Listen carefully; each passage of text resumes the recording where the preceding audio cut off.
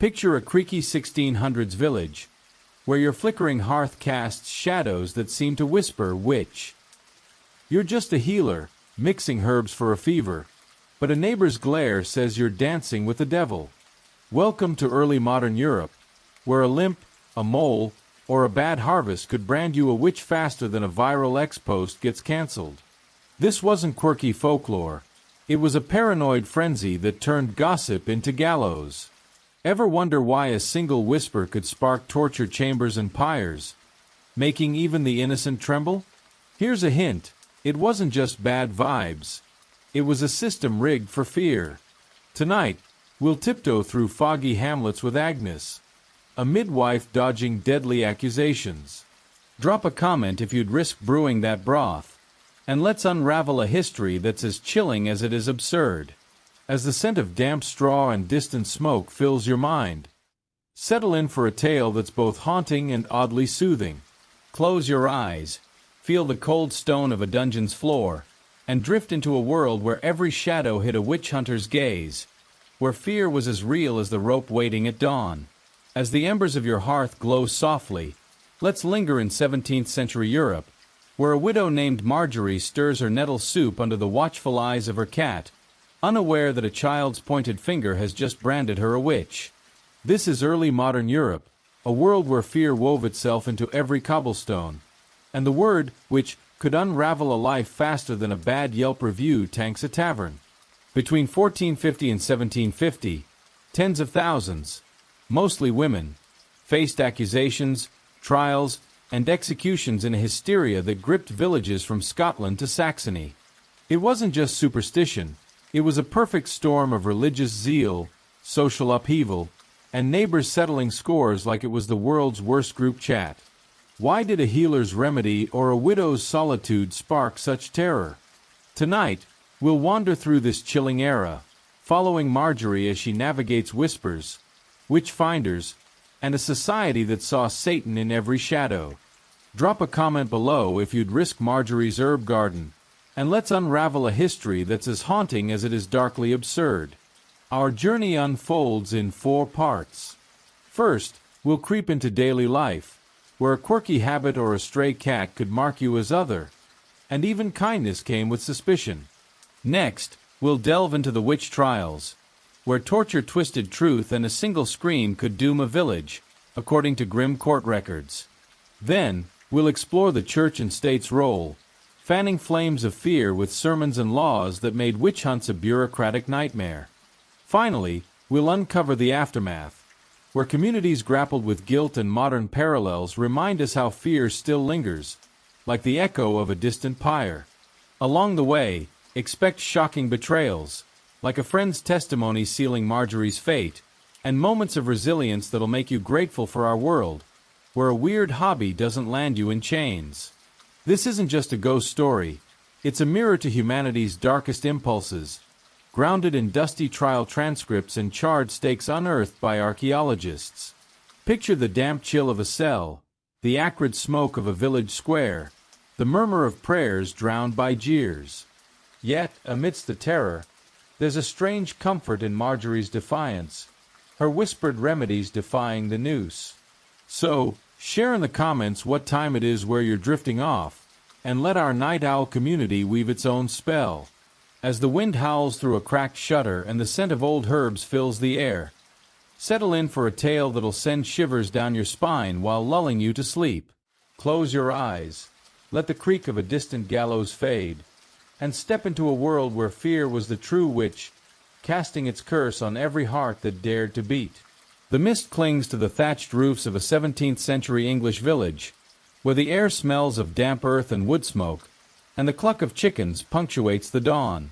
Marjorie, a widow of 40 winters, shuffles through her cottage, her boots scuffing the dirt floor as she lights the hearth. Her hands, callous from years of grinding herbs, tremble slightly, not from cold, but from the weight of eyes she feels even now, before the sun has fully risen. In early modern Europe, a village was less a community than a crucible, where every glance, every whisper, could forge a fate as sharp as a blade. To be alive in this era, particularly as a woman like Marjorie, was to walk a tightrope over a pit of suspicion, where a single misstep, real or imagined, could brand you a witch. As the fire crackles, let's drift into this world, where fear was woven into the very fabric of daily life, and innocence was no shield against the paranoia that simmered beneath every neighborly nod. Drop a comment if you dare live in Marjorie's village, and settle in for a tale that's as chilling as the fog outside her door.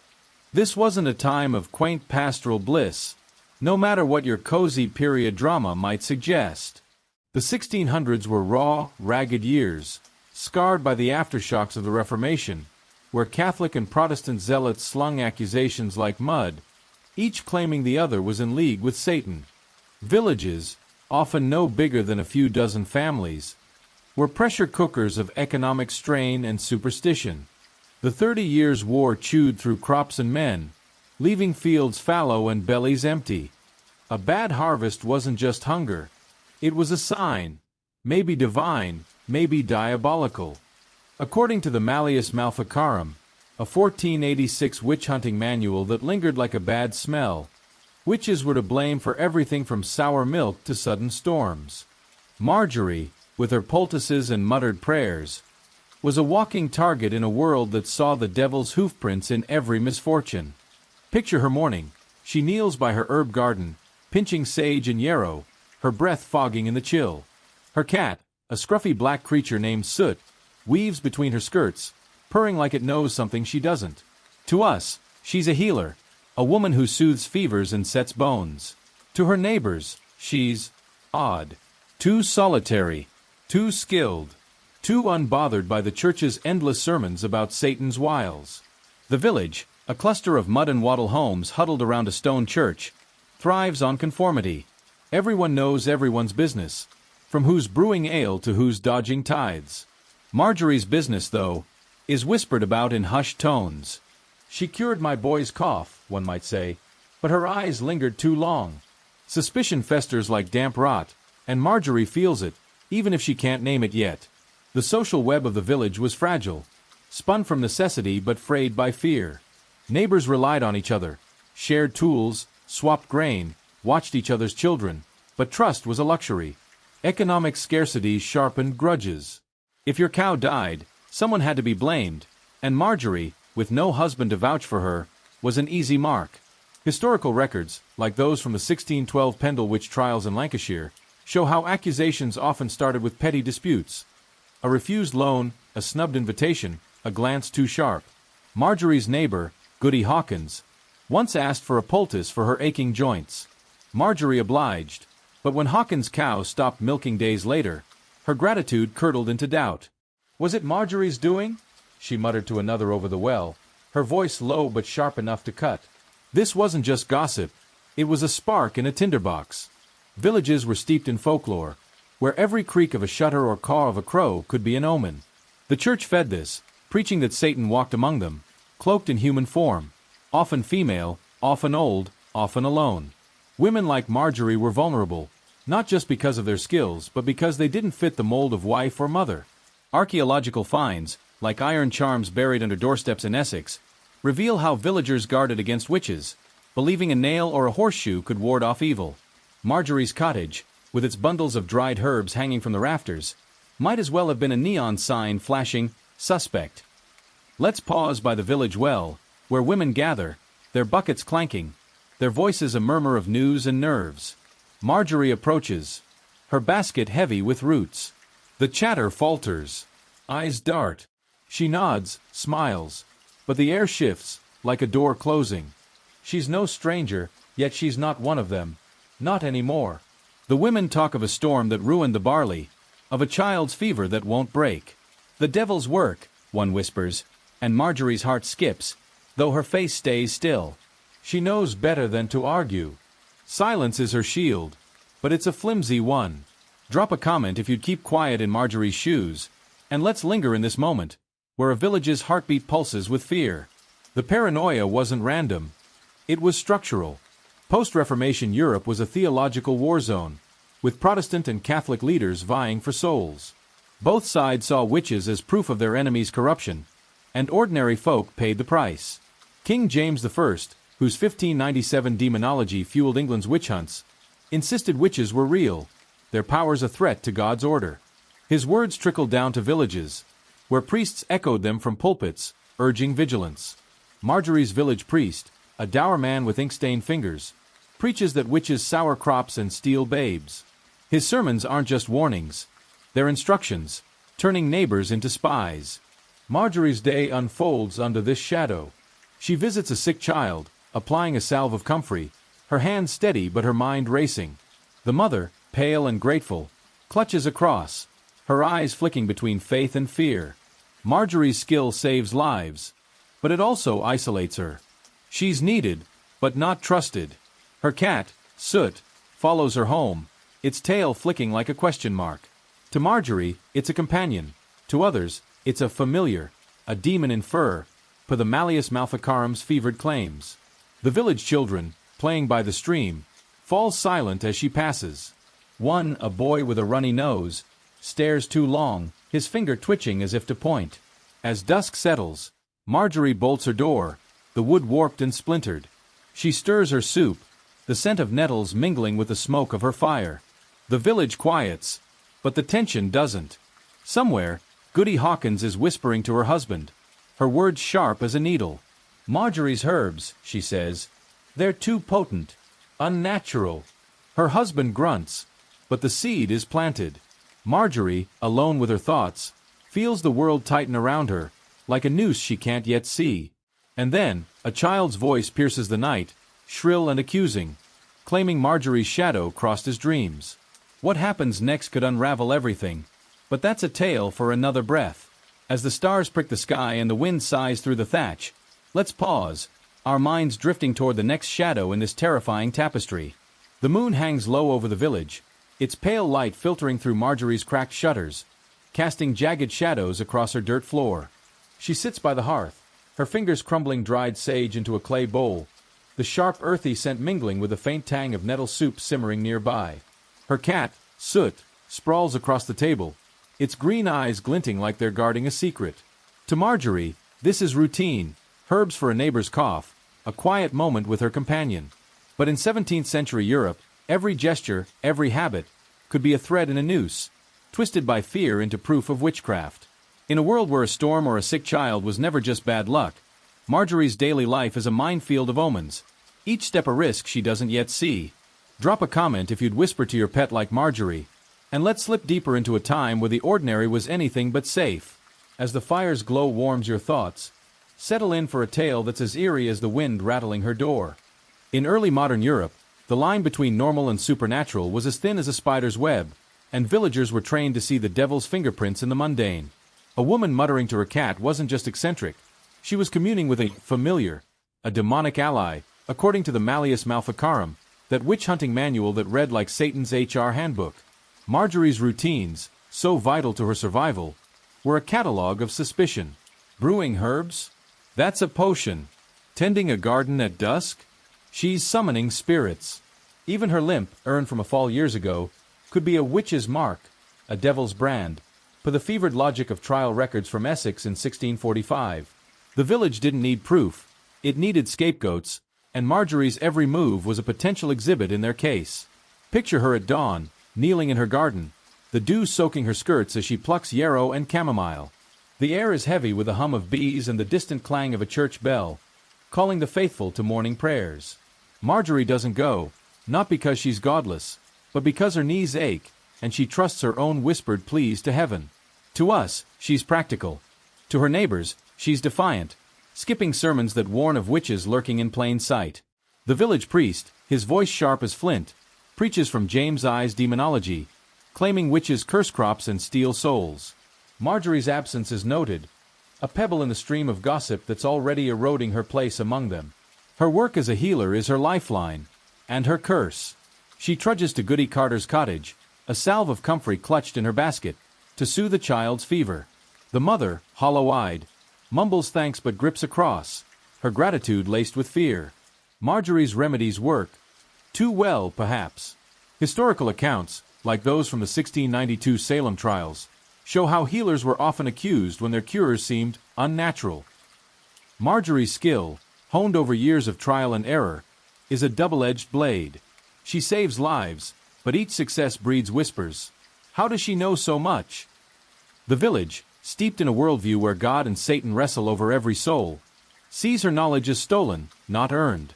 Let's linger by the stream, where Marjorie washes her herbs, the water cold against her wrists.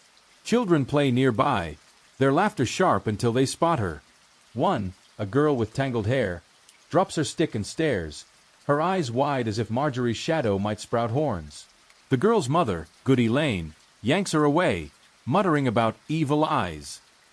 Marjorie sighs, her heart a stone, but she keeps washing. She's used to this, used to the way doors close, voices hush, hands clutch charms. Archaeological finds, like apotropaic marks scratched into doorframes in Norfolk, reveal how villagers warded off witches with symbols and prayers. Marjorie's cottage, with its herb bundles and lone occupant, is a magnet for such fears. The village is a tapestry of omens, each thread a potential accusation. A crow perches on a roof, bad luck. A cow's milk sours, witchcraft. A storm brews, and all eyes turn to the odd, the solitary, the skilled. Last week, a gale tore through the barley fields, flattening stalks like a giant's footprint. At the tavern, men grumbled, their ale mugs clinking, blaming unnatural winds. Goody Hawkins, Marjorie's neighbor, leaned close to another, her voice a hiss. Marjorie was in her garden that night, muttering. The lie spreads, a spark in dry grass, and Marjorie feels the heat, though she doesn't know its source. Drop a comment if you'd brave a storm in Marjorie's shoes, and let's pause as the sky darkens, the air thick with unspoken dread. This wasn't just superstition run amok, it was a cultural reflex, sharpened by centuries of storytelling and sermonizing. Folklore, preserved in 17th-century ballads, painted witches as shapeshifters, slipping into homes to curse babes or spoil butter. The church fed this, its pulpits thundering with tales of Satan's army.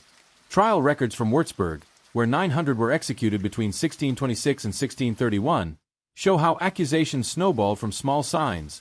A glance, a mutter, a dead hen. Marjorie's village is no different. Its people primed to see evil in the everyday. Her cat, Soot, is a case in point. To her, he's a Mauser, a comfort in her loneliness. To others, he's a demon, his green eyes proof of her pact with hell. Marjorie's evenings are quiet, her cottage a cocoon of flickering light and creaking wood. She grinds herbs by candlelight, her shadow dancing on the walls, unaware that her solitude is another mark against her. She talks to Soot, her voice soft, joking about the day's slights. "They think you're trouble, don't they?" she murmurs, scratching his ears. To us, it's harmless. To her neighbors, it's a spell, a conversation with the devil's agent. The Malleus Maleficarum claimed witches use familiars to do their bidding, and Soot, with his uncanny knack for appearing at odd hours, fits the bill. Marjorie doesn't know this, but her every word is a risk, her every routine a potential confession. The village's paranoia peaks when a cow dies. Goody Lane's prize heifer, found stiff in the pasture, its eyes clouded. The news spreads like wildfire, voices rising at the well, the tavern, the churchyard. "It's no natural death," a farmer mutters, his face grim. Marjorie passed by yesterday, limping, muttering. The lie grows legs, fed by fear and a need for answers. Marjorie, tending her fire, feels a chill that isn't from the draft. She doesn't know the village is turning, its collective gaze narrowing on her cottage.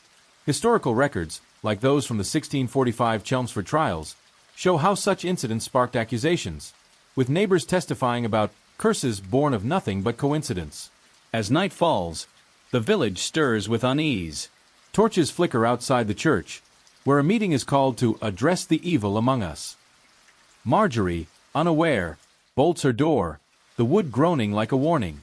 Soot leaps to the windowsill, his tail twitching, as if he senses the storm brewing beyond the walls.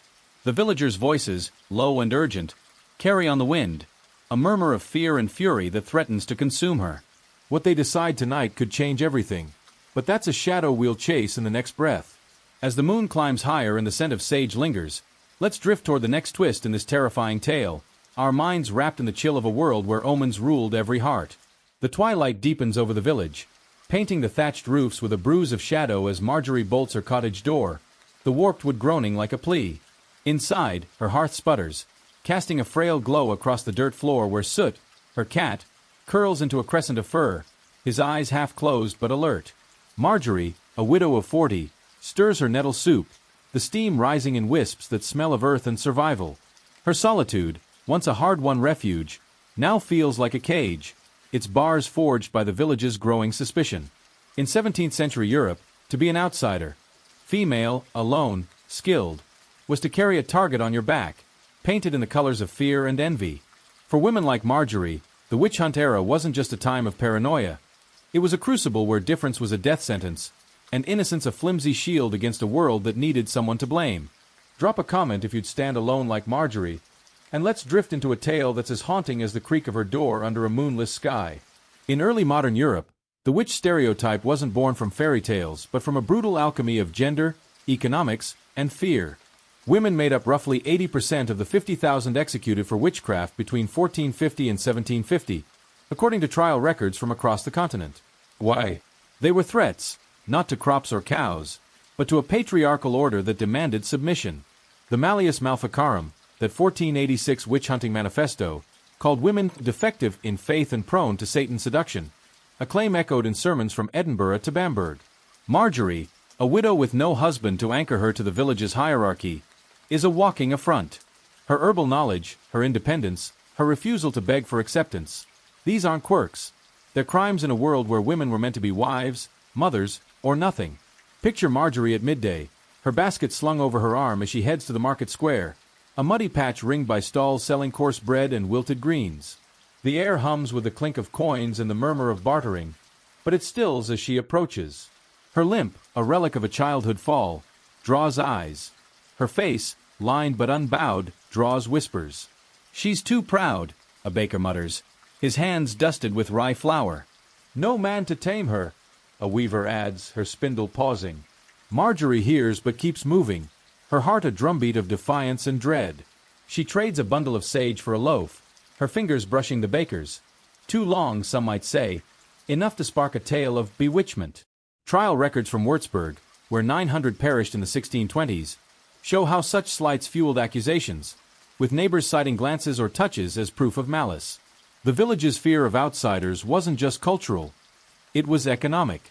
Marjorie's cottage, modest but hers, sits on a scrap of land that could feed a proper family, per the village's logic.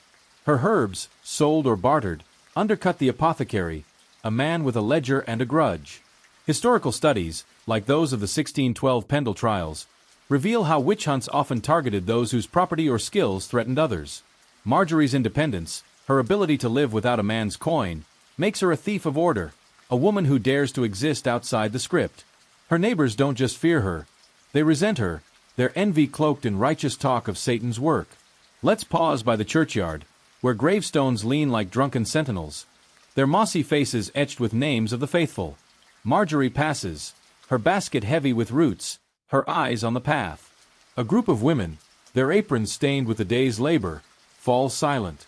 Goody Carter, whose child Marjorie saved from fever, avoids her gaze, her fingers twisting a rosary. The betrayal stings, but Marjorie's used to it.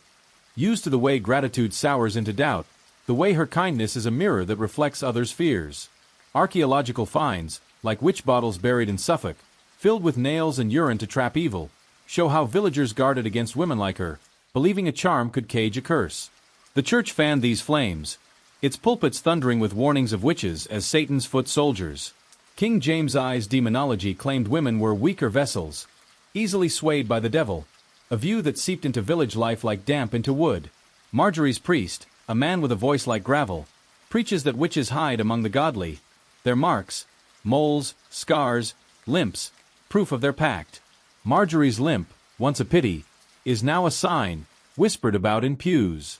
She feels the shift, the way eyes linger, the way hands clutch crosses. Her solitude, her skill, her very body, all are evidence in a trial she doesn't know is brewing. The village's fear is psychological, too, a projection of its own fragility. The 17th century was a time of upheaval, wars, plagues, famines, and communities sought order in chaos. Women like Marjorie, who lived outside norms, were easy scapegoats, their difference a lightning rod for anxiety. Psychological studies of witch hunts suggest crowds targeted the other to restore control. A pattern seen in trial records from Bamberg, where midwives and widows were burned in droves. Marjorie's role as a healer, her ability to ease pain or coax life from death, is too close to the divine, or the demonic, for comfort. Her neighbors need her, but they fear her power, a paradox that tightens the noose around her neck.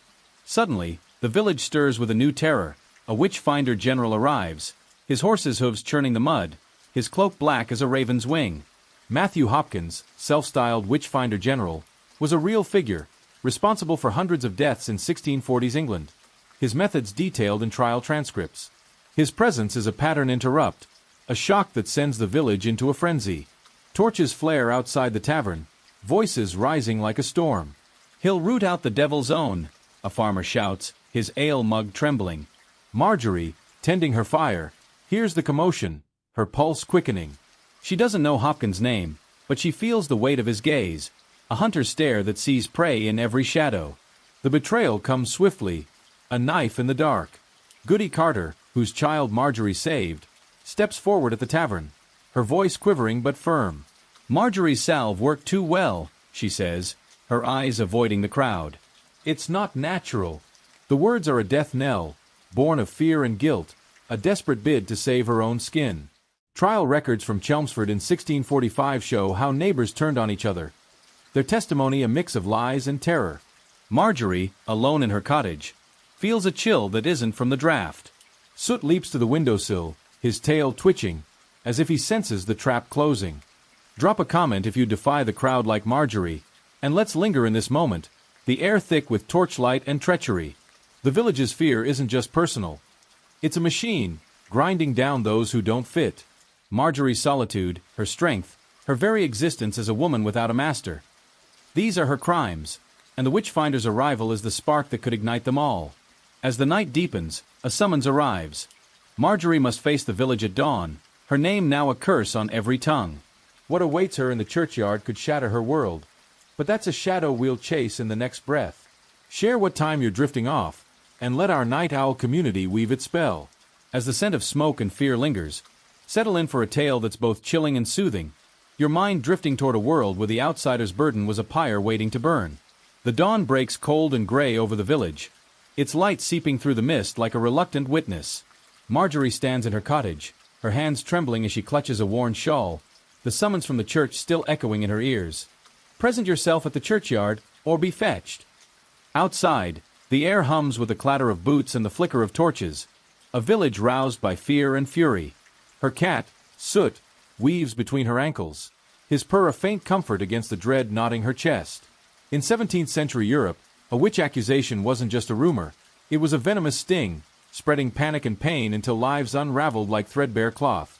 For Marjorie, the healer branded by Goody Carter's betrayal and the witchfinder's gaze, the trial begins not with chains but with words, each one sharper than a blade. Drop a comment if you'd face the churchyard like Marjorie, and let's slip into a world where whispers were weapons and truth was a casualty. As the scent of damp straw fills your mind, settle in for a tale that's as chilling as the dawn's first breath. In early modern Europe, accusations were the spark that lit the witch hunt pyre, fueled by fear, envy, and a desperate need for control.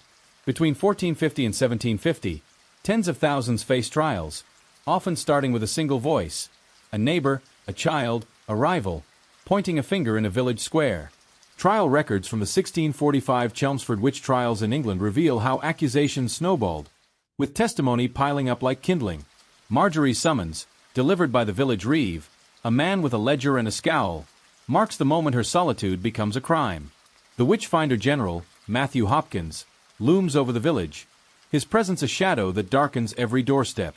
His discovery of witches, a 1647 manifesto, details how to spot Satan's servants, from devil's marks to spectral evidence, visions only the accuser could see. Marjorie, with her limp and her herbs, is a textbook case in his fevered script.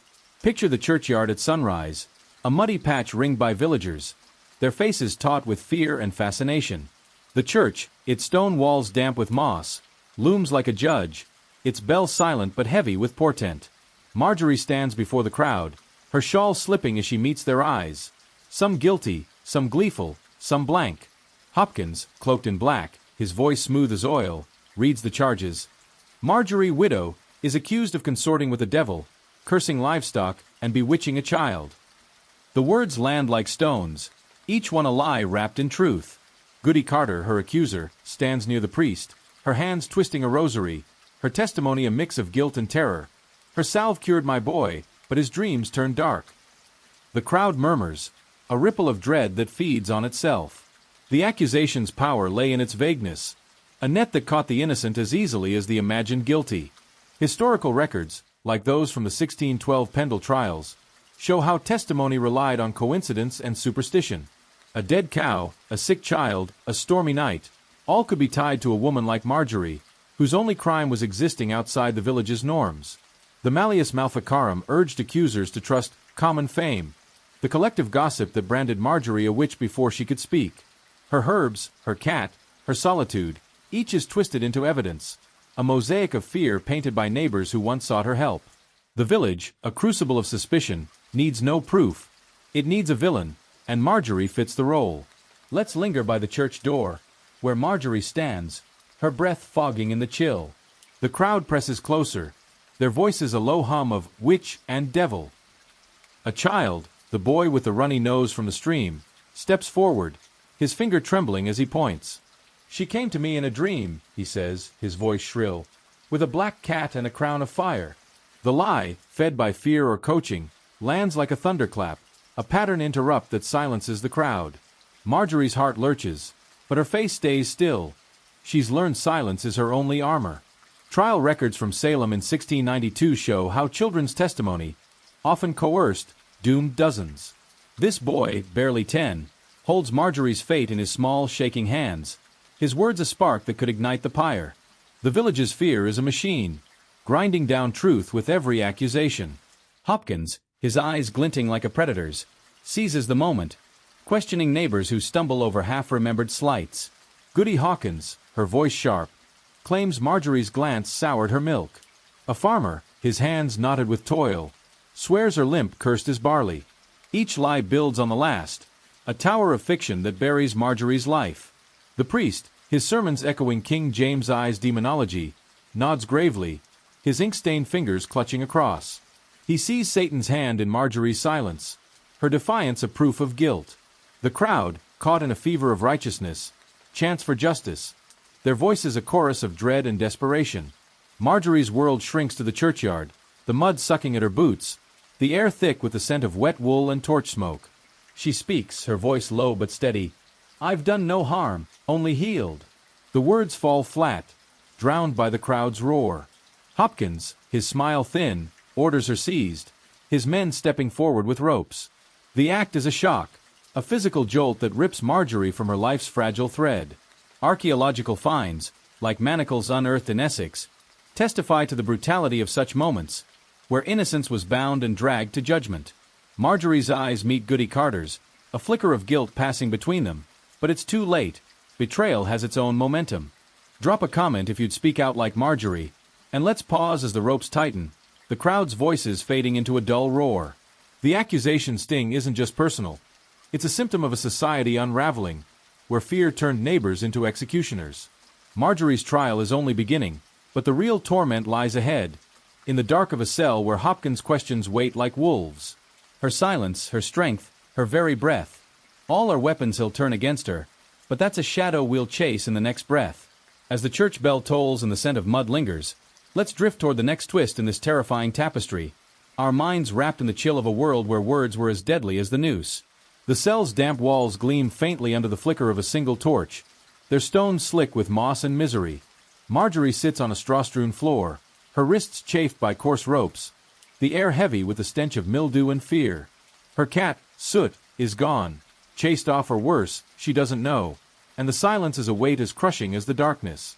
Outside, the village sleeps, but here, in this makeshift dungeon beneath the church, sleep is a taunt, dangled by Matthew Hopkins, the witch-finder general, whose shadow looms like a vulture.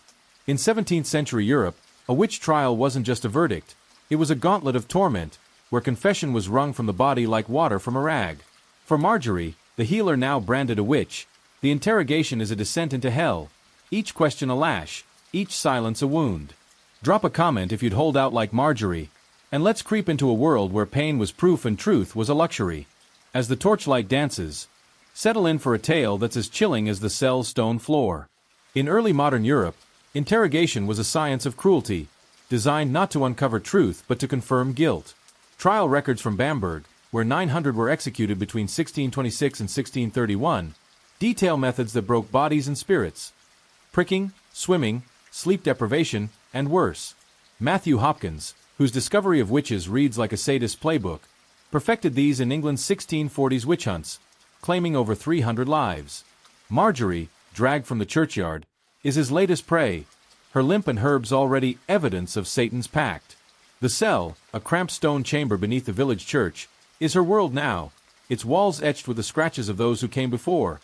Names, prayers, or just marks of despair, as archaeological finds in German dungeons reveal. Picture the interrogation start. Hopkins, his eyes cold as flint, stands over Marjorie, a pricking needle in hand. A thin, cruel tool meant to find devil's marks, spots where witches supposedly felt no pain. The Malleus Maleficarum claimed these marks, moles, scars, blemishes, were Satan's brand, and Hopkins hunts them with zeal. Marjorie's arms are bared, her shawl torn, as he jabs her skin, each prick a jolt of pain she bites back. "Confess," he murmurs, his voice smooth as poison, "and save your soul." She shakes her head, her lips pressed tight, but the pain is a language she's learning fast. Trial records from Chelmsford in 1645 describe how pricking drove women to madness, their screams echoing through village nights. Marjorie's silence is defiance, but it's a candle flickering in a storm.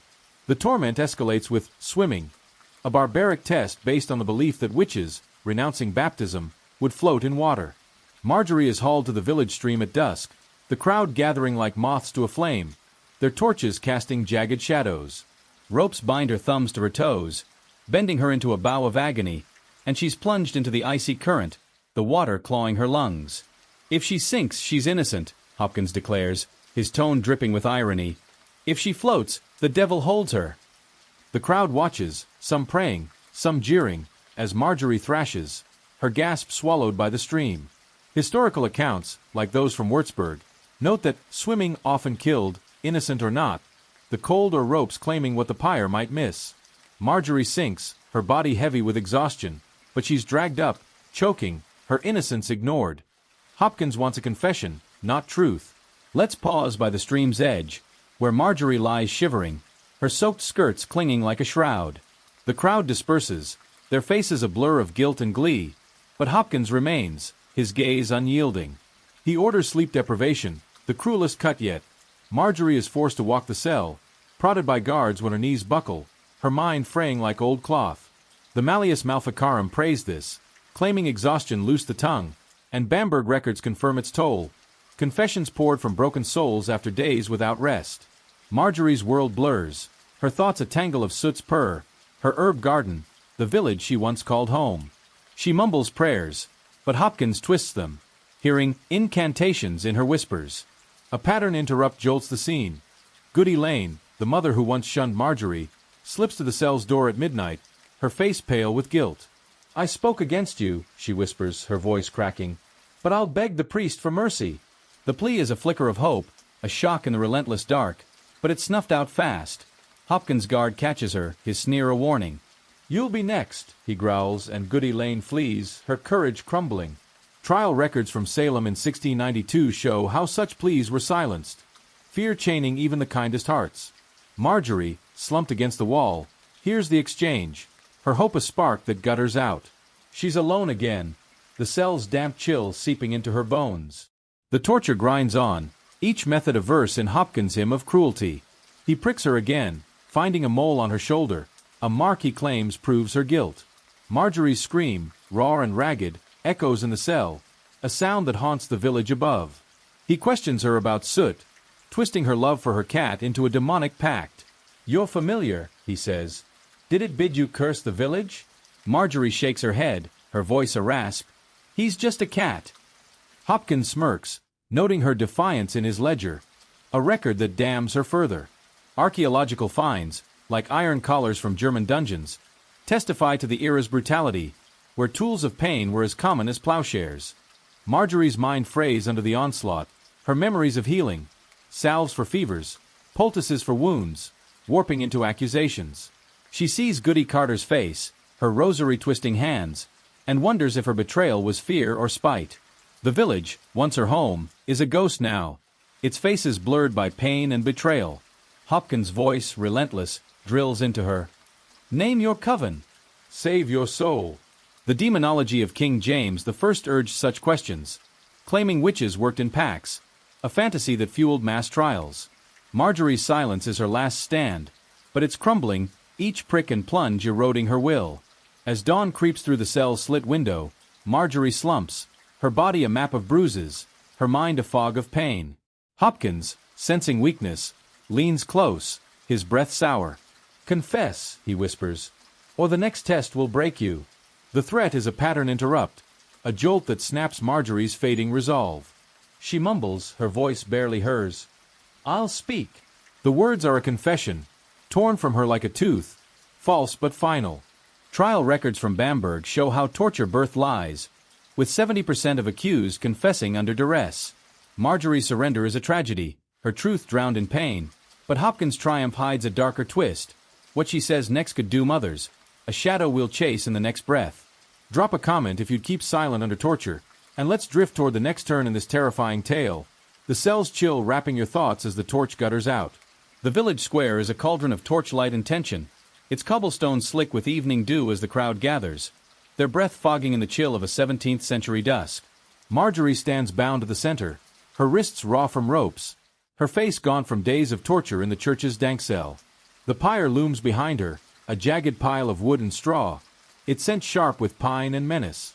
Matthew Hopkins, the Witchfinder General, surveys the scene, his cloak a slash of black against the flame's glow, his voice a blade cutting through the murmurs. Marjorie, widow, confesses to witchcraft, a servant of Satan. The crowd gasps, some crossing themselves, others jeering, their faces a mask of fear and fascination. In early modern Europe, a witch trial's end was a public spectacle, a theater of terror where justice was less a verdict than a performance, and the accused, like Marjorie, were props in a grim morality play. Drop a comment if you'd face the pyre like Marjorie, and let's drift into a world where flames were truth and mercy was a myth. As the crackle of kindling fills your mind, settle in for a tale that's as haunting as the smoke curling skyward. In early modern Europe, executions were the witch hunt's brutal crescendo, claiming tens of thousands between 1450 and 1750. Trial records from Würzburg, where 900 were burned from 1626 to 1631, describe burnings and hangings as communal rituals, drawing crowds eager for justice or spectacle. Marjorie's trial, fueled by her forced confession, wrung through pricking, swimming, and sleepless nights, reaches its climax here, in a square that once saw her barter herbs. The Malleus Maleficarum urged swift punishment to purge Satan's taint, and Hopkins, citing King James I's demonology, delivers it with zeal. Hanging was England's preferred method, sparing the merciful flames for repeat offenders, but the threat of burning looms, a terror etched in Marjorie's eyes as she scans the crowd for a familiar face. Goody Carter, Goody Lane, the priest, finding only strangers staring back. Picture the square at twilight, the church's shadow stretching like a claw. The crowd, a sea of woolen cloaks and weathered faces, presses close, children perched on shoulders, their eyes wide with awe and dread. A cart rumbles in, laden with more wood, its creak a dirge under the villagers' murmurs. Marjorie, her shawl torn, stands on a makeshift platform, her limp more pronounced from days of torment. Hopkins reads her confession, a litany of lies she gasped under torture. I cursed crops, consorted with a black cat, danced with devils. The words, alien to her heart, draw hisses from the crowd, their fear a living thing, fed by sermons and superstition. Archaeological finds, like charred stakes unearthed in Bamberg, testify to the era's brutality, where execution sites were as common as market squares. The psychological toll is a silent scream, tearing through Marjorie and the village alike.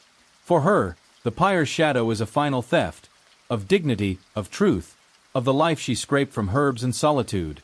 Trial transcripts from Chelmsford in 1645 describe condemned witches' last words, often pleas or prayers, drowned by jeers. Marjorie's voice, when it comes, is a rasp. I harmed none, only healed. The crowd shifts, some faltering, but Hopkins' glare silences doubt.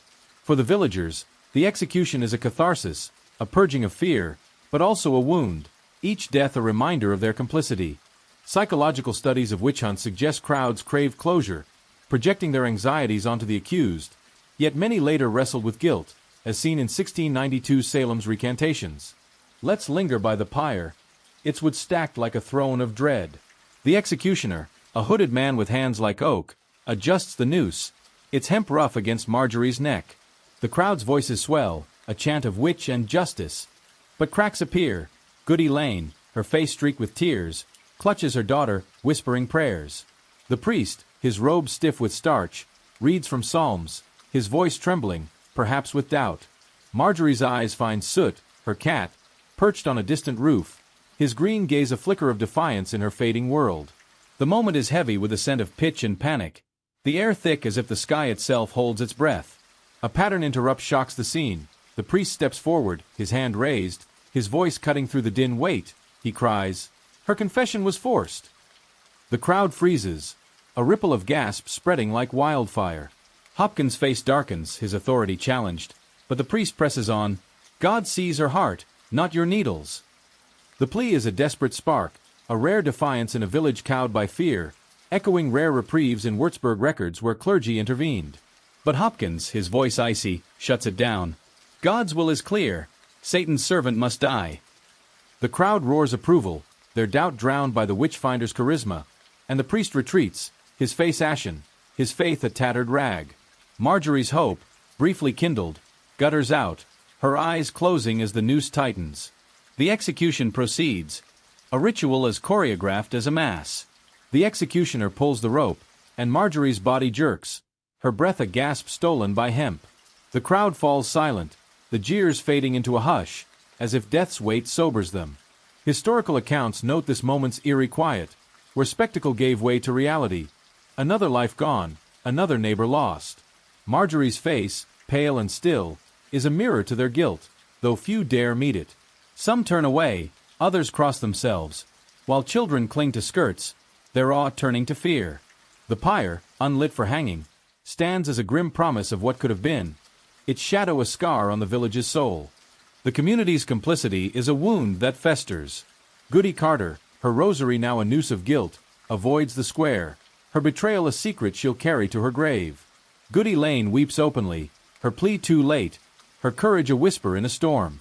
The priest, retreating to his church, kneels before the altar, his prayers choked with doubt. The village, unified in fear, fractures in its aftermath, each villager a cog in a machine that crushed one of their own. Trial records from Würzburg describe post-execution tensions, with families shunning accusers or fleeing villages torn by guilt. Marjorie's death, whether by rope or flame, is a spark that could ignite more accusations, a cycle of fear that feeds on itself. Drop a comment if you'd stand by Marjorie like Goody Lane, and let's pause as the crowd disperses, their torches dimming in the night. The square empties, leaving only the noose, swaying in the wind, and the pyre, a silent threat for the next witch. Marjorie's story ends here, but its echoes linger, a warning of fear's power to twist justice into vengeance. Share what time you're drifting off, and let our night owl community weave its spell.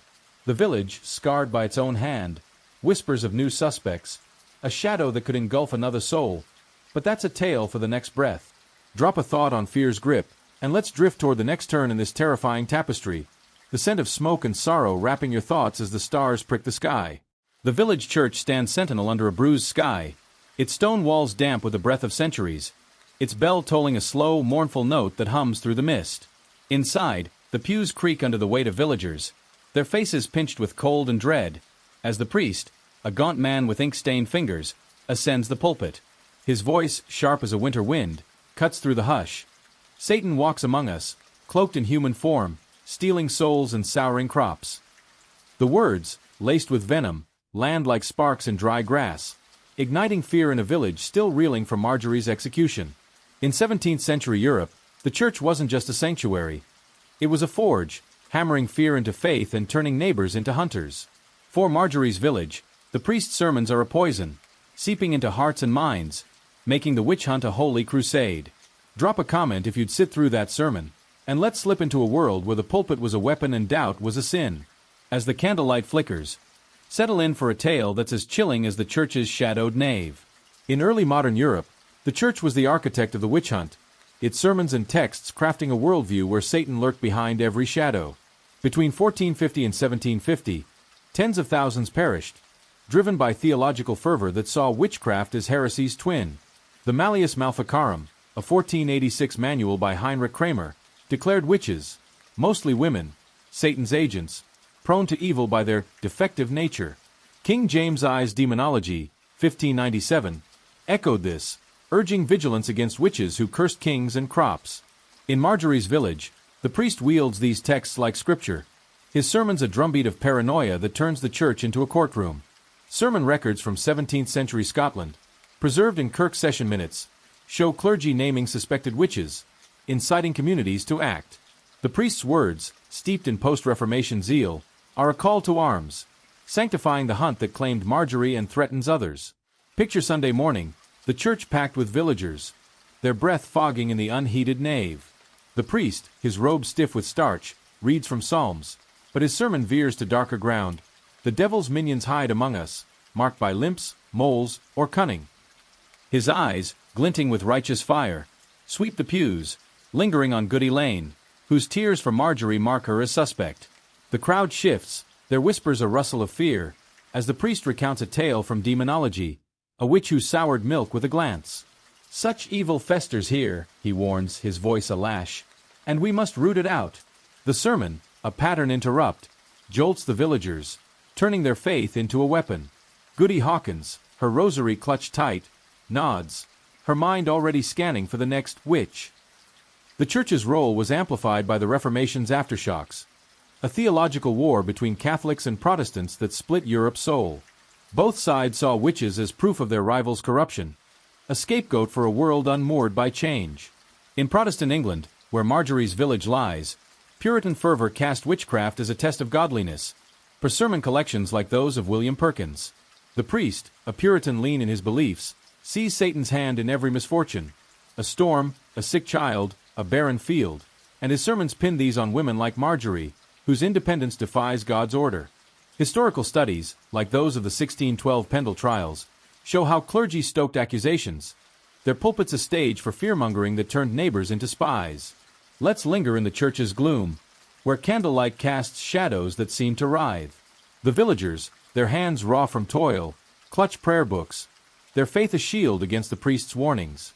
Goody Carter, her betrayal of Marjorie a secret that burns, sits rigid, her eyes avoiding the pulpit.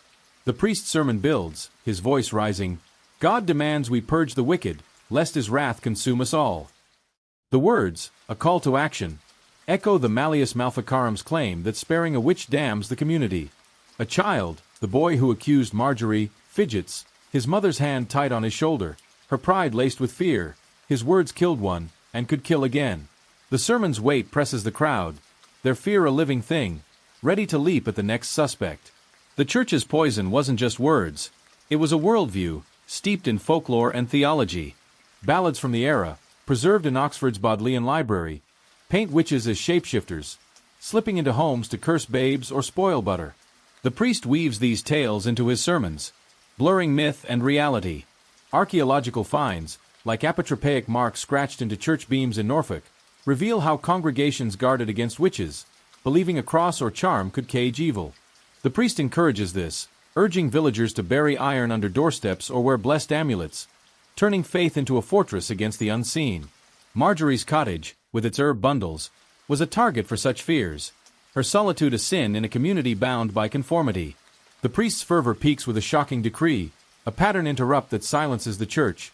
By order of the bishop, all must report suspected witches, on pain of excommunication. The crowd gasps, their faith weaponized against them.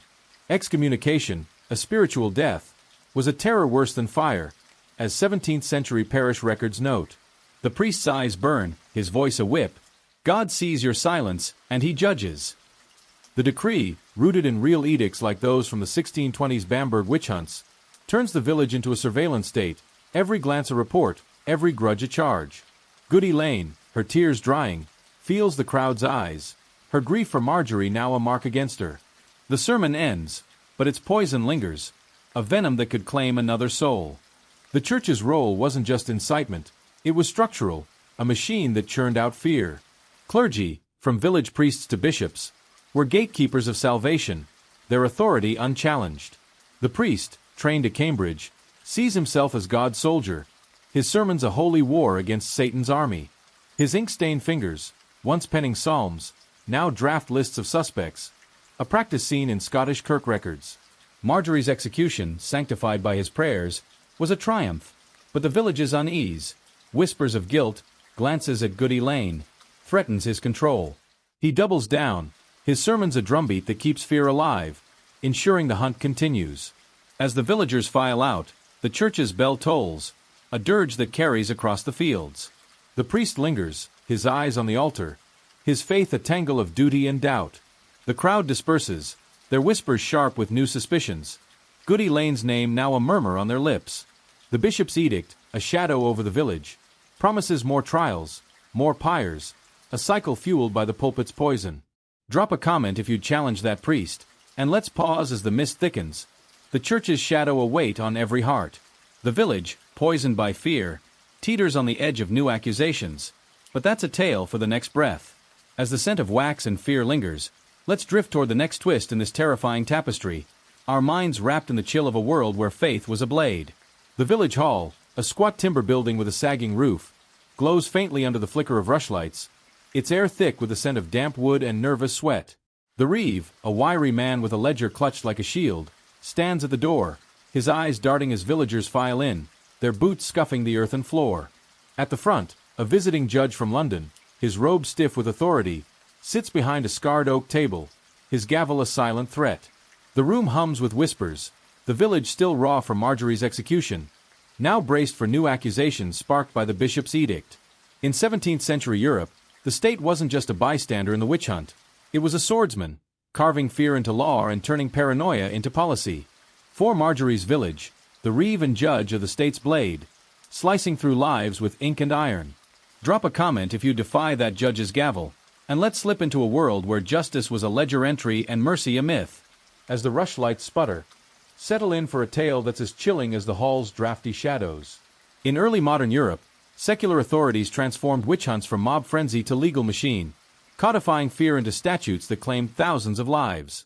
England's 1563 Witchcraft Act, passed under Elizabeth I, made witchcraft a capital crime, with death for those who invoked evil spirits or caused harm, as detailed in trial records from Essex. By the 1600s, under James I, the 1604 Witchcraft Act tightened the noose, punishing even minor acts of sorcery with hanging. In Marjorie's village, the reeve enforces these laws, his ledger a catalogue of debts and suspicions, each entry a step toward the gallows. The judge, sent from London to cleanse the county, wields the state sword, his ruling swift and merciless, echoing the bureaucracy of Bamberg's witch hunts, where officials profited from trials, per 1626 to 1631 records. Picture the hall at dusk, the villagers packed shoulder to shoulder, their faces a mosaic of fear and fatigue. The reeve, his voice thin but sharp, reads the charges. Goody Lane, widow, is accused of bewitching a child and cursing a well. The crowd murmurs, their eyes on Goody Lane, who stands trembling, her tear-streaked face a mirror of Marjorie's. The judge, his wig powdered like a storm cloud, leans forward, his gaze cold as a blade. "Speak," he commands, his voice echoing in the rafters. Goody Lane stammers, "I only prayed for the child," but her words drown in the reeve's testimony. She was seen at the well, muttering, "The night it fouled." Trial records from Chelmsford in 1645 show how such flimsy evidence, gossip, coincidence, sealed fates, with magistrates eager to prove their zeal. The state's role was a brutal paradox. It promised order but sowed chaos, its laws a trap for the vulnerable. The Malleus Maleficarum inspired secular courts. Its claim that witches were a public danger echoed in statutes like the 1563 Act. In Marjorie's village, the reeve, a local man with a grudge against widows who dodged tithes, uses the law to settle scores. His ledger notes Goody Lane's late payments, her solitary life, her tears for Marjorie, each a mark against her. The judge, trained at the Inns of Court, sees witchcraft as a threat to the crown, per James I's demonology, which urged magistrates to root out Satan's agents. Together, they turn the hall into a courtroom, where justice is a performance and guilt a foregone conclusion. Let's pause by the hall's door, where the reeve stands, his ledger open, his pen scratching new names. The villagers, their hands knotted with toil, avoid Goody Lane's gaze. Their fear a weight that bends their shoulders. A child, the same boy who accused Marjorie, points at Goody Lane, his voice shrill. She glared at me, and my arm ached. The crowd gasps. A pattern interrupt that fuels the judge's resolve. The accusation, flimsy as cobwebs, is enough. Trial records from Essex note how children's testimony, often coached, damned dozens. Goody Lane's plea, "I meant no harm," is a whisper lost in the judge's ruling. To the cell for questioning. The words, a gavel's fall, send her stumbling into guards' hands. Her cry a shard of glass in the hall's hush. The state sword wasn't just law. It was profit. In Bamberg, magistrates seized property from the accused, their coffers swelling with each execution, as tax records reveal. In Marjorie's village, the Reeve eyes Goody Lane's cottage, a scrap of land that could enrich the manor. The judge, paid per trial, has no incentive to doubt. His London masters demand results, and witchcraft convictions burnish his name. Archaeological finds, like court seals unearthed in London, testify to this bureaucracy, where wax and parchment sealed fates as surely as ropes. The villagers, caught in this machine, are both victims and cogs, their fear stoked by laws that demand blood for safety. The judge's rulings escalate, a pattern interrupt that shocks the hall. All who harbor witches face the noose, he declares, his voice a thunderclap. The crowd recoils, their whispers silenced, as the law turns them into snitches. Historical records from Würzburg show how such decrees sparked mass denunciations, with neighbors naming neighbors to save themselves. Goody Carter, her betrayal of Marjorie a ghost in her eyes, shrinks into the crowd, her rosary a noose of guilt. The Reeve, sensing opportunity, notes another name, Goody Hawkins, whose sharp tongue has crossed him before. The judge nods, his gavel poised, as the village fractures under the weight of suspicion. The state sword cuts deepest in its impersonality, reducing lives to entries in a ledger. The Reeve, a man who once shared ale with Marjorie, now sees her as case closed, her execution a checkmark in his book. The judge, a stranger to the village, cares nothing for Goody Lane's tears. His duty is to the crown, not the crowd. Trial records from Essex describe magistrates' detachment, their rulings driven by statute, not sympathy. The villagers, complicit in this system, feel the blade's edge, their fear a chain that binds them to the law. Goody Lane's cell, a damp echo of Marjorie's, awaits her, its walls a testament to the state's relentless grip. As night falls, the hall empties, the rushlight snuffed, leaving only the Reeve's ledger and the judge's gavel, silent but heavy with power. The villagers disperse, their whispers sharp with new fears. Goody Hawkins' name now a murmur on their lips. A royal decree, rumored from London, promises to escalate the hunt, a shadow that could engulf the village. But that's a tale for the next breath. Drop a comment if you'd keep your name off that ledger, and let's drift toward the next turn in this terrifying tapestry, the scent of ink and fear wrapping your thoughts as the stars dim above. The village lies hushed under a moonless sky, its thatched roof swallowed by shadows as a cold wind rattles shutters and stirs the dust of the square where Marjorie's noose still sways. Inside the Reeve's cottage, a single candle gutters, casting jagged light across his ledger, its pages thick with names, Goody Lane, Goody Hawkins, and others now marked for suspicion. The church bell tolls faintly, a reminder of the bishop's edict that turned neighbors into spies, while the judge's gavel, fresh from condemning Goody Lane, rests silent but heavy with power. In 17th century Europe, the witch hunt wasn't just a frenzy. It was a machine, forged by church and state, its gears grinding lives into dust with the precision of a mill. For Marjorie's village, this system, pulpit, law, and ledger, chokes every heart, promising safety but delivering terror. Drop a comment if you'd rebel against that ledger, and let's drift into a world where fear was policy and freedom a forgotten dream. As the wind's howl softens, settle in for a tale that's as chilling as the village's empty streets. In early modern Europe, church and state were twin pillars of a bureaucratic nightmare, their synergy turning witch hunts into a self-sustaining cycle. Between 1450 and 1750, tens of thousands perished, not just from mob rage but from a system that profited from paranoia, as seen in Bamberg's 1626 to 1631 trials, where 900 were executed and officials seized estates. The Malleus Maleficarum, 1486, gave the church theological fuel, claiming witches were Satan's army, while King James I's demonology, 1597, armed the state, urging magistrates to purge them. In Marjorie's village, the priest's sermons and the Reeve's ledger are one machine, each accusation feeding the next. a bureaucracy that thrives on fear. Trial records from Würzburg detail this. Clergy named suspects, magistrates arrested them, and both got richer, their coffers swollen with confiscated land and fines. Picture the village at dawn, the square a ghost of Marjorie's execution, now braced for Goody Lane's trial. The Reeve, his ledger open, stands by the church, his pen scratching as villagers whisper new names. Goody Hawkins, whose sharp tongue crossed him. John Tanner, whose quiet faith unnerves the priest. The judge, a London shadow with a powdered wig, lodges at the manor, his scrolls of law, England's 1563 and 1604 Witchcraft Acts, spread like a net. The church, its nave dim with candlelight, echoes with the priest's latest sermon. God's wrath spares none who shield witches. The villagers, their faces hollowed by fear, avoid each other's eyes. Their community a tapestry fraying under the system's weight. Archaeological finds, like mass graves in Bamberg, reveal the toll. Hundreds buried without rites, their lives erased by ink and fire. The system's stranglehold was its efficiency, turning personal grudges into public policy. The Reeve, a local man with a knack for numbers, uses the 1563 Witchcraft Act to justify arrests. His ledger a map of power. Goody Lane's cottage could pay his debts. Goody Hawkins' land could curry favor with the manor. The judge, citing demonology, sees each conviction as a step toward royal favor. His rulings blind to the village's pain. Historical records from Essex in 1645 show how magistrates profited. Their fines and seizures a grim economy. The priest, his sermons a spark for accusations. Bridges church and state.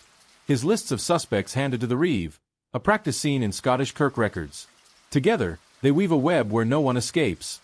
Not the accused, not the accuser, not the silent bystander. Let's linger by the tavern, where villagers huddle over weak ale, their voices low but sharp with dread. Goody Lane's next, a farmer mutters, his mug trembling. Then who? The question hangs, unanswered, as the Reeve passes, his ledger tucked under his arm, his gaze a silent threat.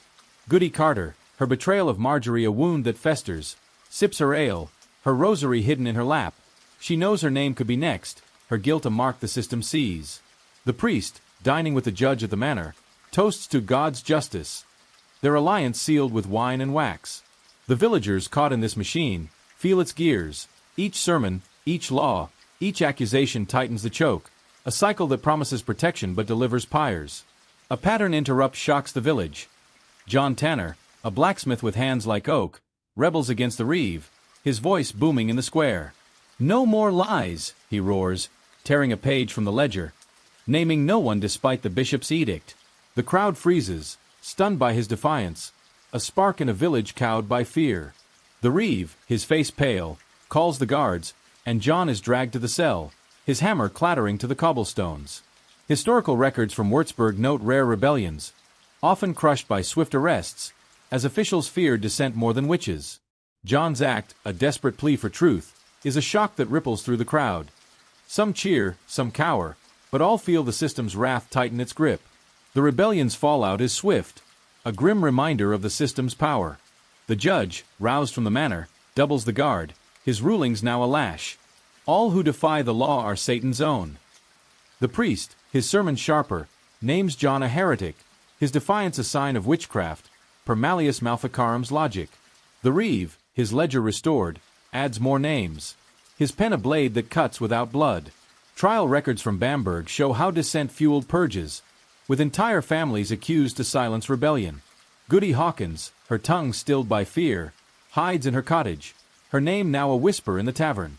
The villagers, their hope crushed, turn inward, their fear a chain forged by church and state. The system's stranglehold wasn't just local, it was a network, stretching from village reeves to royal courts. In England, James I's obsession with witchcraft, sparked by a 1590 North Berwick trial, shaped laws that empowered men like the judge, as chronicled in royal decrees. In Bamberg, bishops and magistrates collaborated, their bureaucracy a model of efficiency. Trials, executions, and seizures ran like clockwork, per tax records.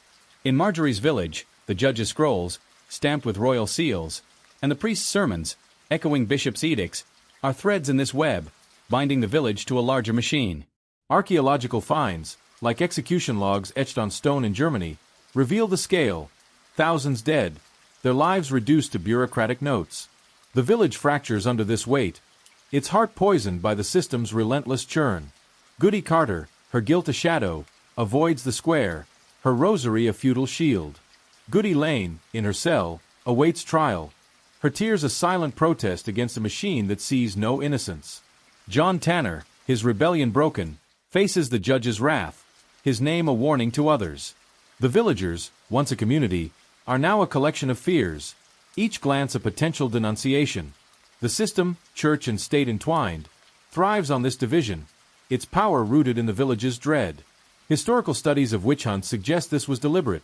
A divided community was easier to control, as seen in Bamberg's mass trials. As dawn breaks, the village stirs, the Reeves ledger heavier with names, the judge's gavel poised for more. Whispers spread of a new witch hunt leader, a zealot from London, coming to cleanse the village. A shadow that could swallow them all, but that's a tale for the next breath. Share if you'd flee this village, and let our night owl community weave its spell. Drop a thought on power's grip, and let's drift toward the next turn in this terrifying tapestry. The scent of ink and ashes wrapping your thoughts as the church bell tolls its warning. The village wakes to a dawn as pale as ash, its cobblestone square silent but scarred. The noose for Marjorie's hanging still dangling from the gallows like a grim reminder. Smoke lingers in the air, a faint echo of the pyre that never burned, while the church bell tolls a hollow note, its clang muffled by mist. Goody Carter shuffles to her cottage, her rosary beads clicking, her eyes avoiding the square where she betrayed Marjorie and watched Goody Lane's trial unfold. The priest, his robes heavy with damp, kneels in the church's shadowed nave, his prayers choked with doubt, while John Tanner, the blacksmith, languishes in a cell for tearing the Reeves ledger. In 17th-century Europe, the aftermath of a witch hunt wasn't closure. It was a wound, raw and festering, splitting communities with guilt, fear, and fractured trust. For Marjorie's village, the executions and arrests are a poison, seeping into every heart, leaving scars that no sermon can heal. Drop a comment if you'd carry that guilt like Goody Carter, and let's slip into a world where justice left only sorrow. As the mist swirls, settle in for a tale that's as haunting as the village's empty streets. In early modern Europe, witch hunts didn't end with a pyre or a noose. They lingered, their toll etched in broken families and shattered communities. Historical records, like those from the 1692 Salem trials, show villages torn by recantations and regret, with accusers shunned and survivors haunted. In Marjorie's village, the executions of Marjorie and the pending trial of Goody Lane, coupled with John Tanner's arrest, have cracked the fragile web of trust that once bound neighbors. The Reeves ledger, now a symbol of dread, grows heavier with names. Goody Hawkins, whispered as the next suspect, hides in her cottage, her sharp tongue stilled by fear. The church, once a sanctuary, feels like a trap, its pews half empty as villagers avoid the priest's gaze. His sermons now a bitter memory of the fear he fanned. Picture the village at midday, the market square deserted, its stalls bare as fear keeps folk indoors. Goody Carter, her apron stained with flour, kneads dough in her kitchen, her hands trembling as she recalls her testimony against Marjorie. Her salve worked too well. The words, spoken to save herself, now choke her, a guilt that shadows her every step. She avoids Goody Lane's cottage, its door boarded since her arrest, and the blacksmith's forge, silent without John's hammer. Historical studies, like those of post-witch hunt Essex, describe such isolation. Accusers became pariahs, their homes shunned, their names cursed in whispers. Goody Carter's rosary, once a comfort, feels like a chain, her prayers a plea for forgiveness she doubts God will grant. The priest, too, bears the aftermath's weight. In the church, he sweeps the nave, his broom scraping stone, his mind replaying Marjorie's plea, "I harmed none." His attempt to halt her execution, silenced by Matthew Hopkins' zeal, haunts him, a crack in his faith. Sermon records from 17th-century Scotland show clergy wrestling with guilt, some retracting accusations too late. The priest's sermons, once fiery, are now halting, his voice thin as he urges unity, but the pews stay sparse. Villagers see him as Hopkins' puppet, his pulpit a stage for death. He visits John Tanner's cell, offering bread, but John, his wrists bruised, turns away, his defiance a mirror to the priest's doubt. Let's linger by the well, where women once gossiped, now a place of silence. Goody Hawkins, her basket empty, draws water, her eyes darting as if the Reeves ledger might appear. A child, the boy who accused Marjorie, throws a stone, his laughter sharp until his mother yanks him away, her face pale. His words spark death, and she fears his next target. The village, once knit by shared toil, is a tangle of suspicion, each neighbor a potential accuser or accused. Archaeological finds, like witch bottles buried in Suffolk, reveal this fear. Villagers had charms to ward off evil, but no charm could mend the trust they broke. A pattern interrupt jolts the village. Goody Carter, driven by guilt, leaves a basket of bread at Goody Lane's boarded cottage, a silent apology scrawled in chalk, "Forgive me." The act, a shock in a village hardened by fear, is seen by Goody Hawkins, who weeps, her own guilt stirring. Historical records from Salem note such gestures. Small acts of remorse that rarely healed but marked a crack in the cycle of blame. The reeve, spying the basket, adds Goody Carter's name to his ledger, her redemption a new crime. The villagers, hearing of her act, waver. Some sneer, others soften. But the system, church and state entwined, sees only defiance, its gears grinding toward more trials. The aftermath's toll is psychological, a scar on the village's soul. Goody Carter's guilt isolates her, her cottage a prison of her own making. The priest's doubt erodes his authority, his flock drifting to secret prayers or none at all. John Tanner, in his cell, dreams of his forge, his rebellion a spark that dims in the damp dark. Psychological studies of witch hunts suggest communities suffered collective trauma, their trust shattered by complicity, as seen in post-1645 Essex records where villages depopulated, folk fleeing guilt or fear. Marjorie's village teeters, its fields untended, its children hushed, their games no longer mimicking markets but trials. The system's stranglehold persists, its shadow lengthening as whispers spread of new accusations. The reeve, his ledger a weapon, eyes Goody Hawkins, her cottage a prize for the manor. The judge, back in London, pens reports of success, his scrolls fueling royal zeal, per James I's decrees. The priest, his faith fraying, preaches of forgiveness, but his words fall flat. The bishop's edict demands vigilance, and the village complies, its fear a reflex. Trial records from Bamberg show this cycle. Each execution birthed new suspects, a machine fed by ink and blood. The village, fractured, waits for the next name, its heart a bruise no prayer can soothe. As dusk falls, the square lies empty, the gallows a silhouette against the sky. Goody Carter, alone in her cottage, lights a candle, her rosary still. Goody Hawkins, hiding, hears footsteps, the reeves, perhaps, or worse. John Tanner, in his cell, hums a forged song, his hope a flicker in the dark. Whispers of a new witch hunt leader, a zealot from London, stir the village, a shadow that could reignite the pyres. But that's a tale for the next breath. Drop a comment if you'd leave that bread like Goody Carter, and let's drift toward the next turn in this terrifying tapestry, the scent of guilt and mist wrapping your thoughts as the church bell fades. The village fields stretch barren under a slate-gray sky, their furrows choked with weeds, the once lush barley now a memory trampled by neglect. The forge lies cold, its anvil silent since John Tanner's arrest, while the market square, scarred by Marjorie's gallows, gathers dust instead of stalls. A lone crow perches on the church steeple, its caw a dirge for a community unraveling, its homes half empty as families flee the shadow of the witch hunt. Goody Carter's cottage, its shutters warped, stands dark, her bread-basket apology to Goody Lane a fleeting spark snuffed by the reeve's ledger. In 17th-century Europe, witch hunts didn't just claim lives. They cast a long shadow, draining villages of wealth, people, and trust, leaving scars that lingered for generations. For Marjorie's village, the executions and accusations are a blight, sapping its soul like a plague. Drop a comment if you'd stay in this broken village, and let's wander through a world where fear's legacy was ruin.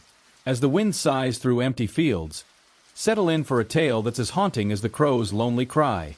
In early modern Europe, witch hunts were a societal wrecking ball, shattering economies, depopulating communities, and etching cultural trauma that outlasted the pyres. Historical studies, like those of post-1645 Essex, show villages gutted by fear, fields abandoned, trade stalled, families scattered to escape suspicion.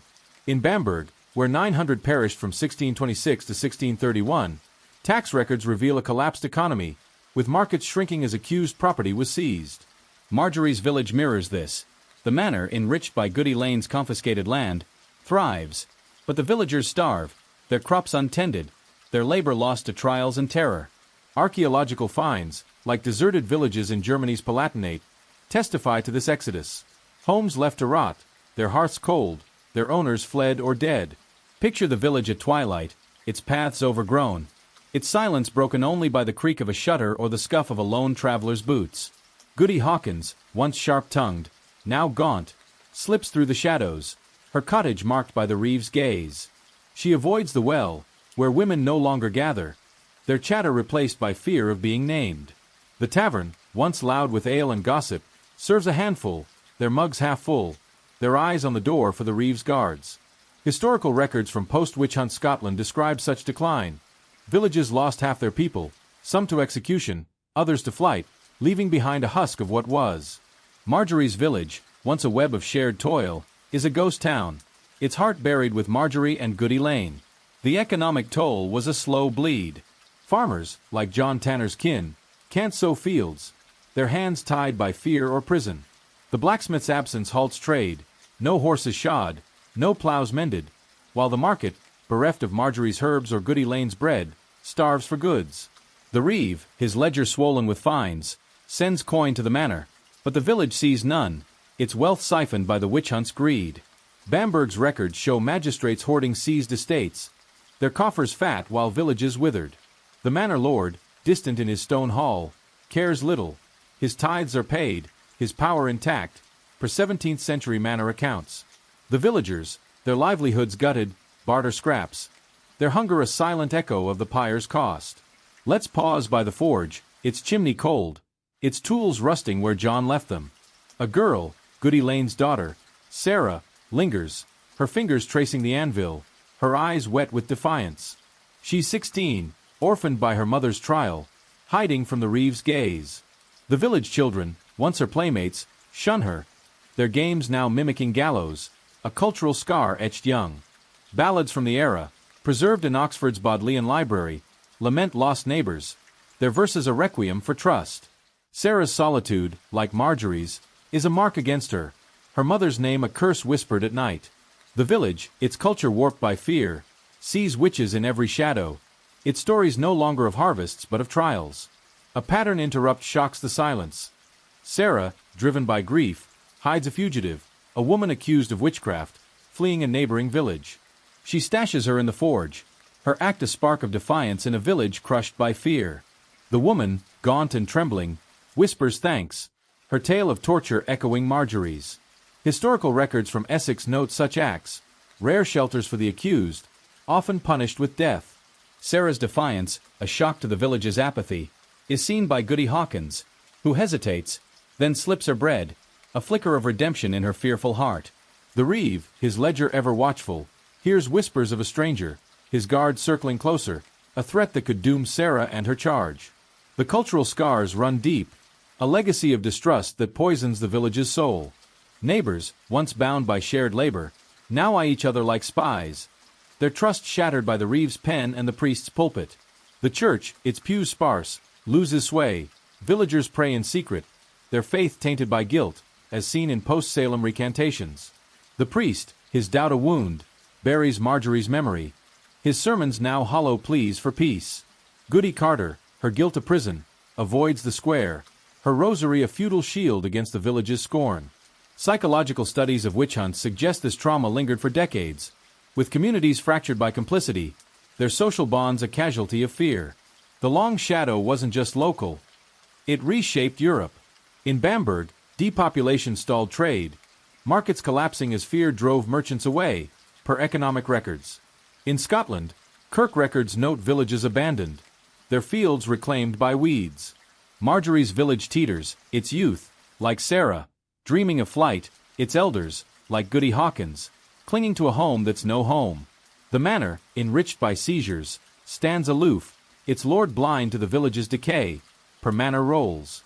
The witch hunt's legacy, a blight on land and spirit, lingers in the village's silence, its fields a graveyard of hope. As night falls, the forge glows faintly, Sarah's candle a beacon in the dark.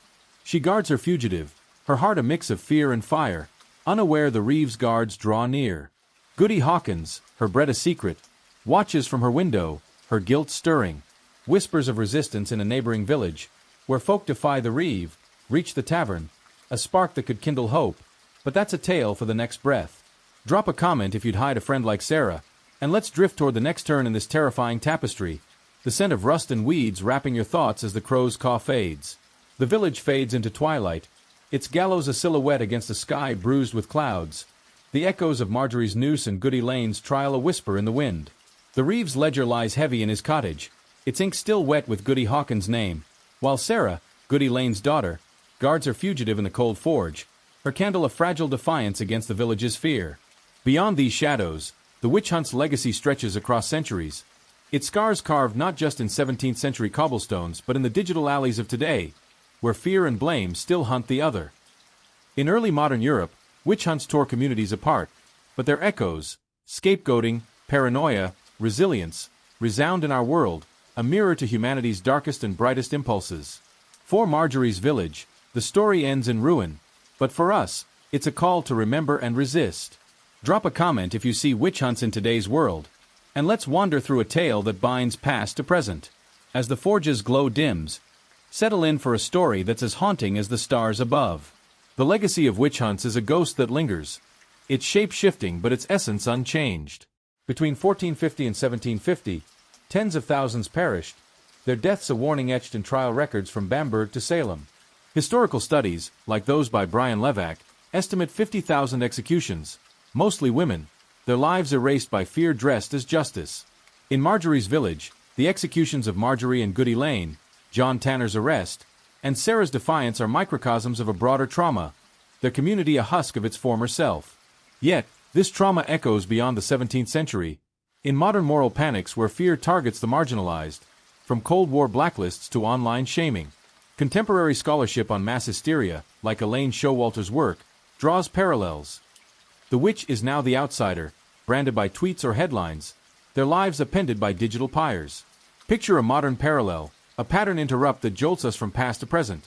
A woman posts a quirky herbal remedy on X, her video racking up likes until a commenter calls it witchy nonsense. The thread explodes, accusations flying, fraud, cultist, danger, until her name trends, her job lost, her inbox a furnace of hate. The speed is new, but the script is old, straight from the Malleus Maleficarum's playbook. Fear the different, blame the strange. In Marjorie's village, a mole or a limp was a devil's mark. Today, a post or a pronoun can spark a witch hunt, as studies of online shaming show.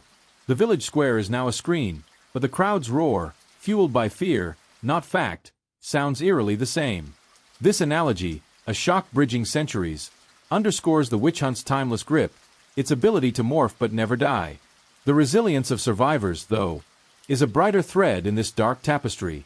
In Marjorie's village, Sarah's act, hiding a fugitive, echoes real defiance, like the women who sheltered accused witches in 1645 Essex, per trial records. These acts, small but fierce, preserved hope, a legacy seen in survivors' stories across Europe. In Bamberg, families of the executed reclaimed seized land, their persistence noted in 1630s tax records. In Salem, survivors like Tituba, spared by confession, passed down tales of endurance, preserved in oral histories. Marjorie's story, though fictional, mirrors these women. Her herbs, her solitude, her defiance a spark that Sarah carries. Archaeological finds, like witch hunt memorials in Pendle and Salem, honor this resilience, their stones a testament to those who stood against the storm. Let's linger in the forge, where Sarah's candle burns low, her fugitive shivering under a tattered cloak. The village sleeps, but fear doesn't. The Reeves guards patrol, their boots a drumbeat of dread. Sarah, her eyes fierce, whispers Marjorie's remedies to her charge, a ritual of defiance that keeps her mother's spirit alive. The village, fractured by guilt and loss, is a shadow of itself, but Sarah's courage is a seed, planted in ruin. Historical records from post-witch hunt Scotland show such seeds sprouting. Communities rebuilt trust, women reclaimed roles as healers, their knowledge a quiet rebellion. Sarah's act, though unseen, is a ripple, a hope that the village might heal, if fear ever loosens its grip. The modern echo is sharper, a call to see witch hunts in our midst. Social media, like X, is a new village square, where accusations spread faster than fire, as studies of online moral panic show. A celebrity's misstep, a teacher's lesson, a stranger's tweet, each can spark a digital pyre, their lives burned by likes and retweets. Yet, resilience shines here too. Activists reclaim narratives, communities rally against shaming, their voices a modern echo of Sarah's defiance. The hashtag #MeToo movement, for instance, flipped the script, turning victims into survivors, a resilience Marjorie would recognize. Contemporary memorials, like Salem's Witch Trials Memorial, stand as reminders, their inscriptions urging us to question fear's rush to judgment. The cultural scar is a warning, etched in both past and present. In Marjorie's village, the church's pews stay empty, the priest's sermons ignored, a cultural shift seen in post-1692 Salem, where clergy lost sway, per Kirk records. Today, trust in institutions wanes when fear drives policy. Think cancel culture or surveillance laws, echoes of the 1563 Witchcraft Act's blind zeal. Psychological studies, like those by Stanley Cohen, suggest moral panics thrive on fear of the other, a cycle Marjorie's village knew too well. The village's fields, choked with weeds, mirror our fractured discourse, where fear sows division faster than reason can mend. A second pattern deepens the reflection. Imagine a modern village, your town, your feed, where a neighbor's oddity sparks whispers, then hashtags, then ruin. The shock lies in its familiarity. We're not so far from Marjorie's cobblestones, our fingers on keyboards as quick to point as a child's trembling hand. This bridge to today, a jolt from history's dust, challenges us to see the witch hunt's DNA in our world, from online dogpiles to political purges. Yet, resilience persists. Think of those who speak out, like Sarah, their voice is a candle in the dark, as seen in modern activism against shaming. The legacy is dual, a warning and a tribute. Marjorie's village, gutted by fear, is a caution. Let fear rule, and we lose ourselves. But Sarah's defiance, Goody Hawkins' bread, the survivors who rebuilt, are a tribute to human spirit, a spark that burns through centuries. Archaeological sites, like Pendle's memorial stones, stand as altars to this resilience, their inscriptions a call to remember. Modern parallels, like campaigns against online hate, carry this torch, their hashtags a defiance Marjorie would cheer. The witch hunt's long shadow darkens our world, but the light of those who stood tall, Marjorie, Sarah, countless unnamed, guides us forward. As night deepens, the forge's candle gutters, Sarah's fugitive asleep, her own eyes heavy but unyielding. The village, a husk, waits for the Reeves' next move, whispers of a new witch hunt leader stirring fear anew. But a question lingers, a mini cliffhanger that haunts us. Who's next in our village, our world, to face the pyre of blame? Share if you'd honor Marjorie's defiance, and let our night owl community weave its spell. Drop a thought on resilience's power, and let's drift toward the final turn in this terrifying tapestry. The scent of hope and ashes wrapping your thoughts as the stars fade. The village lies still under a velvet night, its cobblestones slick with dew, the gallows a silent scar against the star-pricked sky. The church bell, once a call to fear, tolls faintly, its echo swallowed by the mist that curls around empty fields and darkened cottages. Marjorie's hearth is cold, her herbs scattered to the wind, her name a whisper buried with Goody Lane and John Tanner, whose defiance flickered briefly before the system's stranglehold snuffed it out. Goody Carter, her rosary a weight in her hands, avoids the square, her guilt a shadow that trails her like a ghost. Sarah, Goody Lane's daughter, hides her fugitive in the forge, her candle a frail beacon in a village broken by fear. In 17th century Europe, the witch hunt was a crucible, forging terror from whispers, trials from lies, and scars from justice gone astray. As we drift through this haunting tale, let's reflect on a world where fear ruled, and ask, would you endure Marjorie's fate, or flee the village's gaze? Drop a comment with your choice, and let's linger in this final breath, the scent of ash and hope wrapping your thoughts as the night deepens.